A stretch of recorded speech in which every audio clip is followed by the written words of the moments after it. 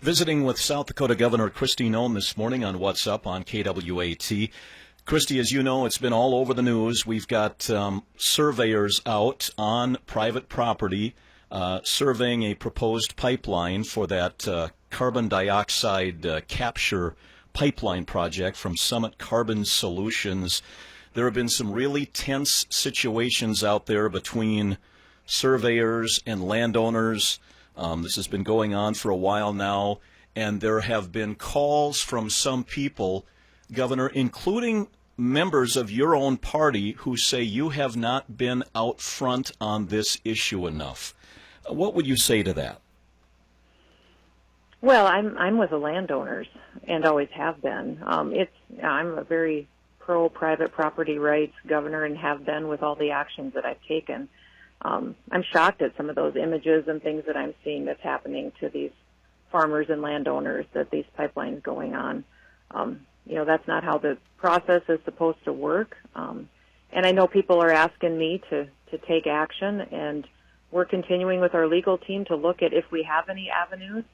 The process here is that there's not the state constitution doesn't insert the governor into this process.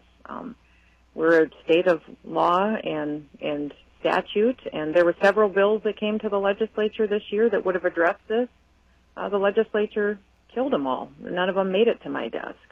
And so obviously the legislature was okay with what's happening up there, and I don't have an avenue today that I can step in legally and constitutionally and address what's going on, but we're continuing to look with our lawyers to see what we can do, and if there is an avenue that we could pursue. I know people at times want to just, call on the governor to come in and do that, but if you'll remember, for years and years and years, I've told people all along that I know specifically what my role is defined as by the Constitution, and I'm going to continue to follow our laws and statutes in the Constitution, and we'll continue to look for ways to help these landowners. What bothers me, Mike, is that a lot of the investment that's going into this pipeline is influenced by China.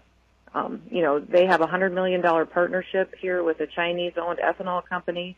Their business partner received a $300 million loan from the Chinese Central Bank. I tried to stop China from having an influence in South Dakota and from buying ag land, and now they're coming out here and investing in a pipeline that's crossing ag land. This is the last thing I want to see, and I've been very public about it. But the legislature didn't support me on that bill either, and neither did ag organizations. So, I would continue to encourage everybody to continue to talk to their legislators. State law needs to change if they want to stop this, and that's something just legislators haven't been on board with yet. But I'll continue. I'm a lifelong farmer and rancher, and what Summit Carbon is doing by putting in this pipeline, they are following state law, and efforts to try to change that state law didn't get through the House or the Senate last year.